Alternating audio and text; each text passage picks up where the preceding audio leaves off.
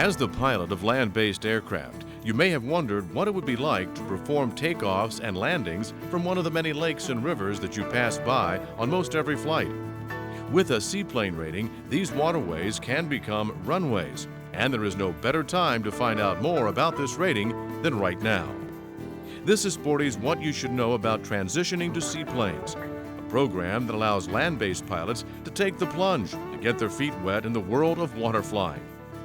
Your host is Rob Ryder, an instrument-rated pilot who is a real aviation enthusiast.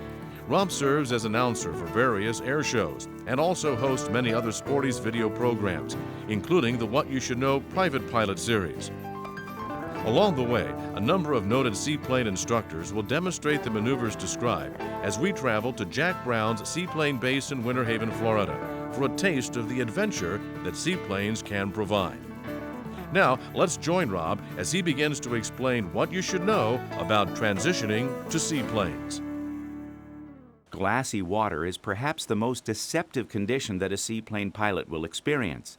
The calmness of the water has a psychological effect in that it tends to overly relax the pilot when there should be special alertness. Consequently, this surface condition is frequently the most dangerous for seaplane operation.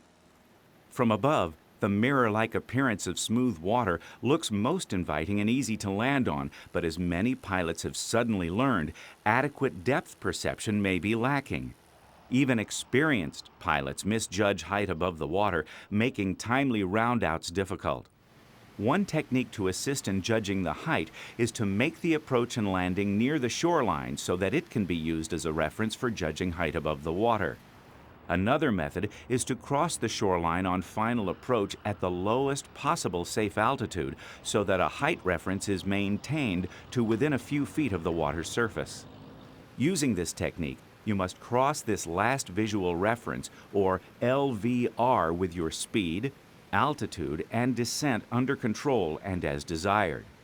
Failing to arrive in your LVR box in a stabilized manner may necessitate a go-around. During the final approach, fly the seaplane at the best nose-high attitude, using flaps as required or as recommended by the manufacturer.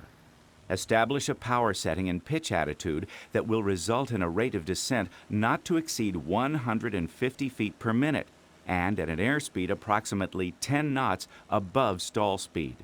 Upon touchdown, apply back elevator control pressure as necessary to maintain the same pitch attitude. Reduce or close the throttle only after you are sure that the aircraft is firmly on the water. Cues for this include the feeling of a slight deceleration force, the observance of a slight downward pitching moment, and the sounds of water spray striking the floats or other parts of the aircraft. Bear in mind that this type of approach and landing will usually consume considerable landing distance.